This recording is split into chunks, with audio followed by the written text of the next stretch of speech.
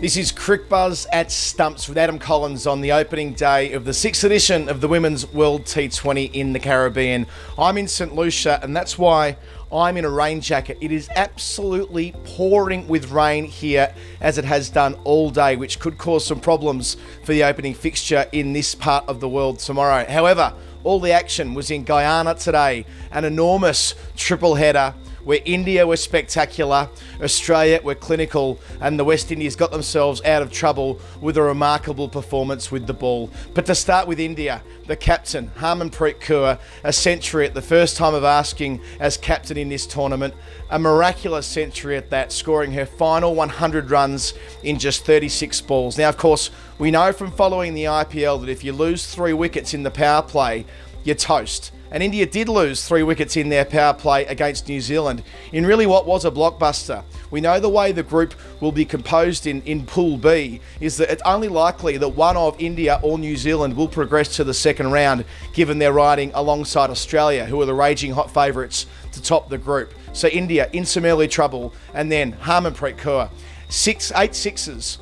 Now, to put that in perspective, no team hit 8 sixes in the entirety of this tournament in 2016. Harmanpreet hit 8 in about 45 minutes, some of the cleanest hitting you will ever see in this game. These sixes were going miles. She was ably supported by Jemima Rodriguez, who made a half century herself. They put on 134, and that 194 that India made was far too much for New Zealand. Tight bowling, some sketchy batting from the White Ferns meant that India took the points. And here was the Indian captain, Harmanpreet Kaur, talking about her spectacular innings after play. Well, I like to hit long shots, and that's what I was trying today. And I think once you settle, you just need to execute yourself, other than just thinking how many sixes I'm hitting. I was just enjoying myself in the middle and happy because we win today. The second game of 3 was where Australia played Pakistan. As I noted before, Australia, the raging hot favourites to not only win the group but win this tournament for the first time since 2014. And really, it was just as we expected. They were clinical with the bat. Openers ALYSSA, HEALY and Beth Mooney making 48 apiece, laying the foundation. The captain Lanning making 41. Pakistan were never really in the hunt. Australia may have left some runs on the field. They'll want to post more than 165 in the pointy end of this tournament, but it was easily enough to account for Pakistan. They bowled well, they fielded well. ALYSSA HEALY was excellent with the gloves, and they did what they needed to do to get their first points on the board.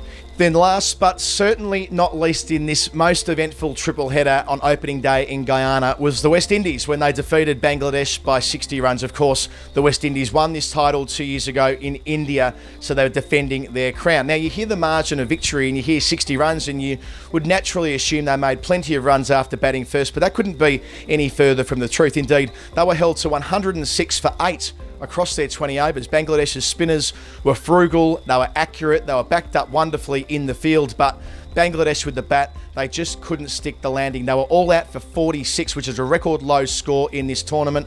No Bangladeshi batsman made it past 8. No one made it into double figures. By contrast, Deandra Dottin, she was quick, she was accurate, she took 5 for, which is the best analysis in the history of the competition, which meant that the West Indies were the side that registered their first victory of the tournament, leaving Bangladesh with a terrible missed opportunity. So India and Australia on the board in Pool B, West Indies away in Group A. In this group, which is mostly going to be played in St Lucia, the second fixture tomorrow is scheduled to be England and Sri Lanka. However, as I noted at the start, there's been torrential downpours in this country for a couple of days, so the likelihood of that game getting off the ground tomorrow is limited. So watch this space. It may very well be the case that we have a washout tomorrow. Hopefully we don't.